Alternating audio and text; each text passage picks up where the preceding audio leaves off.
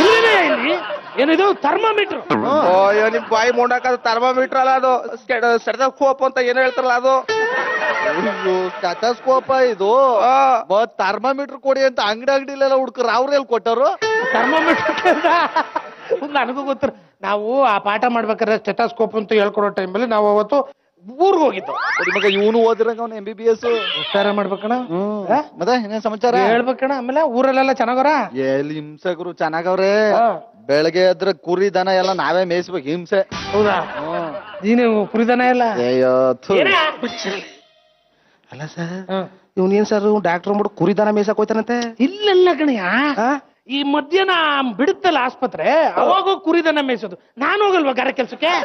ನೀವ್ ಗಾರೆ ಕೆಲ್ಸಕ್ಕೆ ಹೋಯ್ತೀರಾ? ನಾವ್ ಎರಡು ಆಲ್ ಇನ್ ಒನ್. ಸರ್ ನೀವ್ ನಿಜ ಹೇಳಿ, ನೀವು ಇಬ್ರು ಡಾಕ್ಟರ್ ಸರ್? ಗೊತ್ತಾಗಲ್ಲ, ವೈಟ್ ಕೋಟ್